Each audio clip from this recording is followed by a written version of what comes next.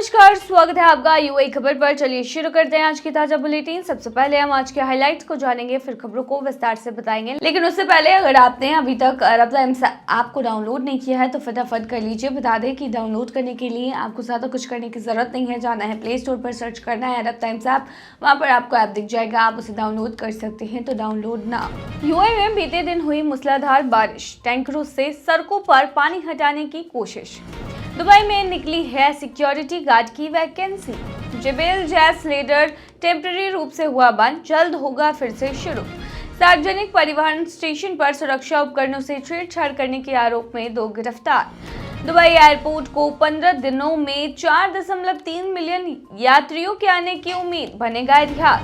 और आखिर में जानेंगे हर बार की तरह इस बार भी कि क्या है आज के रियाल रेट्स, क्या है आज के गोल्ड रेट्स और क्या है आज के दिरहम रेट्स। चलिए शुरू करते हैं। यूएई में बीते दिन हुई मूसलाधार बारिश, टैंकरों से सड़कों पर पानी हटाने की कोशिश। शुक्रवार की सुबह यूएई के कई निवासियों के लिए बारिश और ठंड लेकर आई। कुछ इलाकों में बिजली की चमक देखी गई, जबकि पहाड़ों पर तापमान गिरकर 2.2 डिग्री सेल्सियस पर पहुंच गया, जो इस सर्दी का अब तक का सबसे ठंडा दिन हुआ है। दुबई के सुकेम, जुमेरा, अल सफा और अल जदाफ इलाकों में बारिश हुई, जिससे सड़कें गीली हो गई। मोटर चालकों को इस दौरान संभलकर गाड़ी चलानी पड़ी है। मिडर्फ के पास सड़क पर जमा पानी को निकालने के लिए श्रमिकों ने टैंकरों का इस्तेमाल किया। अल वर्खा मस्जिद के पास भी पानी जमा होने की खबर है। दोपहर तक दुबई के हशियान क्षेत्र में भारी बारिश दर्ज की गई है। बता दें, अबू धाबी के मोहम्मद बिन जायद शहर और धानादाह में भी बारिश हुई। अल गदीर इलाके में तेज हवाओं के साथ मध्यम बारिश देखी गई, जिसमें पेड़ तेजी से हिलते हुए नजर आए। अबू धाबी पुलिस ने वाहन चालकों को सावधानी बरतने और कम गति सीमा का पालन करने की सलाह दी। शारजाह के सुहेल अल क्वेन और फुजैरा में भी बारिश दर्ज की गई। ठंडी हवाओं और बारिश ने इन इलाकों में सर्दी का एहसास और भी ज़्यादा बढ़ा दिया। यूएई में ठंड और बारिश का यह दौर जारी है, जिससे सर्दियों का मज़ा तो बढ़ा है, लेकिन साथ ही सावधानी बरतने की भी ज़रूरत है। हालांकि मौसम विभाग के अनुसार आज मौसम साफ रहने वाला है। दुबई में निकली है सिक्योरिटी गार्ड की जॉब की वैकेंसी। अगर आप संयुक्त अरब अमीरात में नौकरी की तलाश कर रहे हैं तो आपके लिए यह एक शानदार अवसर है।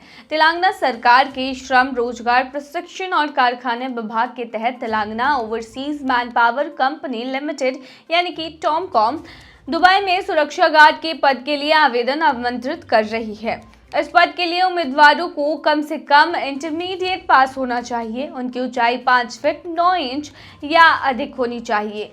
आयु 21 से 40 साल के बीच होनी चाहिए और उनके पास कम से कम 2 साल का सुरक्षा गार्ड के रूप में अनुभव होना चाहिए। यदि आप इन मानदंडों को पूरा करते हैं और आपके पास सभी ज़रूरी दस्तावेज हैं तो आप अपना बायोडाटा tomcom.resume@gmail.com पर भेज सकते हैं। अधिक जानकारी के लिए आप टॉमकॉम की हेल्पलाइन नंबर 9440049861 या फिर 9849639539 या फिर 9440051452 पर संपर्क कर सकते हैं। देखिए, टॉमकॉम तेलंगाना सरकार के अधीन एक मान्यता प्राप्त भर्ती एजेंसी है जो Australia, Canada, Germany, Japan, Romania और यूएई जैसे देशों में स्किल्ड और योग्य उम्मीदवारों को नौकरी दिलाने में सहायता करती है। हाल ही में इस एजेंसी ने दुबई में डिलीवरी एजेंट यानी बाइक राइडर की नौकरियों के लिए वॉक इन इंटरव्यू भी आयोजित किए थे और विभिन्न जिलों में नामांकन अभियान भी चलाए थे। यदि आप विदेश में काम करने के लिए सुनहरे अवसर का लाभ उठाना चाहते हैं तो जल्दी आवेदन करें और अपने दस्तावेज तैयार रखें। जेबेल जैस लेडर टेम्पररी रूप से हुआ बंद, जल्द होगा फिर से शुरू। देखिए, रास अल खैमा की हज़र पर्वतमाला पर स्थित मशहूर जैस लेडर को टेम्पररी रूप से बंद कर दिया गया है। विजिट जेबेल जैस की आधिकारिक वेबसाइट पर गुरुवार रात इसकी जानकारी देते हुए लिखा गया, जैस लेडर फिलहाल बंद है। आपकी समझदारी और धैर्य के लिए धन्यवाद। जैस एडवेंचर पार्क के एक कॉल सेंटर एग्जीक्यूटिव ने बताया है कि यह केवल स्थायी रूप से बंद हुआ है, यानी टेम्पररी रूप से बंद है और इसे जल्द ही दोबारा शुरू किया जाएगा। हालांकि सटीक तारीख के बारे में अभी कोई जानकारी नहीं है। कार्यकारी के अनुसार पुनः खोलने की तारीख की घोषणा वेबसाइट पर ही की जाएगी।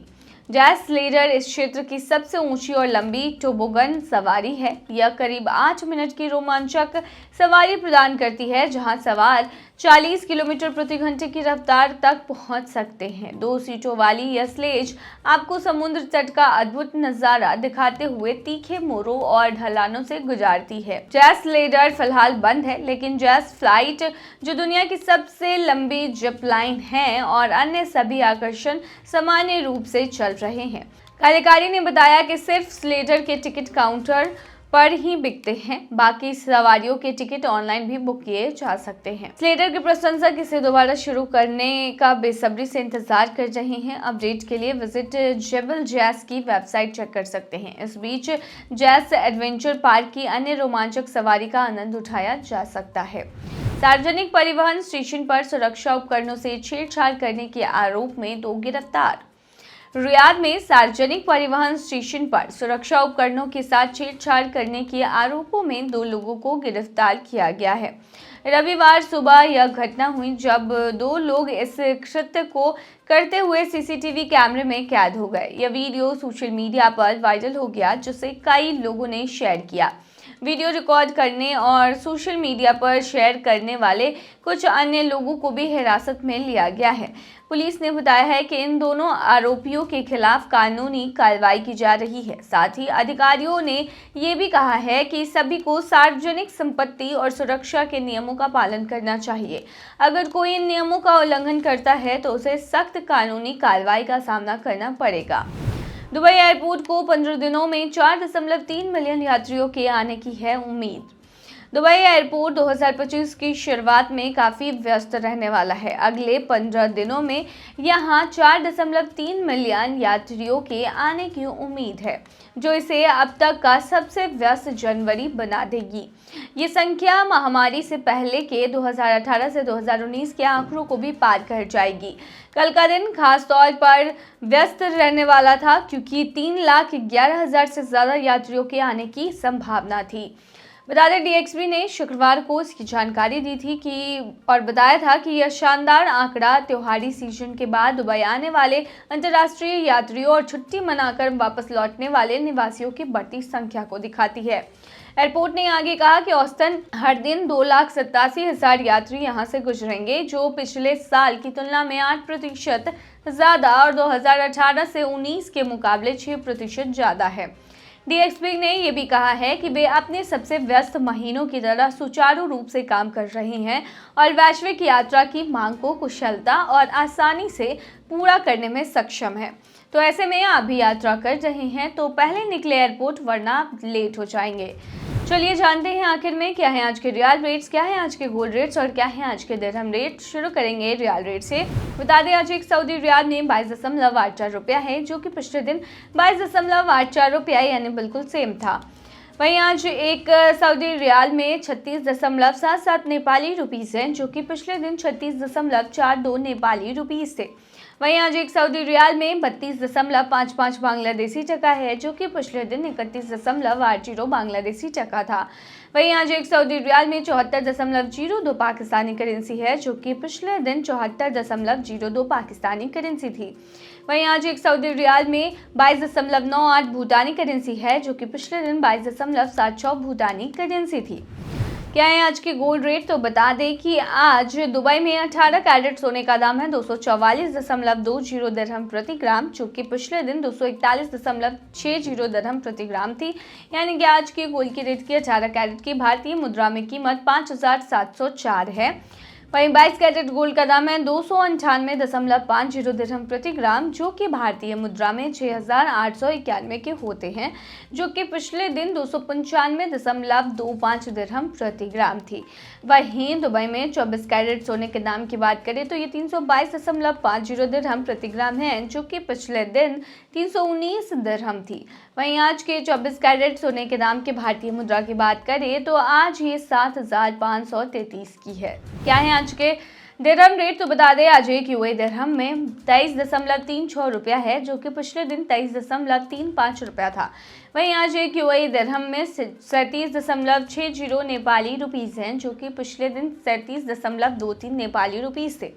वहीं आज एक यूएई दिरहम में 33.28 बांग्लादेशी टका है, जो कि पिछले दिन 32.51 बांग्लादेशी टका था। वहीं आज एक यूएई दिरहम में 75.73 पाकिस्तानी करेंसी है, जो कि पिछले दिन 75.73 पाकिस्तानी करेंसी थी। तो वहीं एक यूएई दिरहम में आज 23.50 भूटानी करेंसी है, जो कि पिछले दिन 23.27 भूटानी करेंसी थी।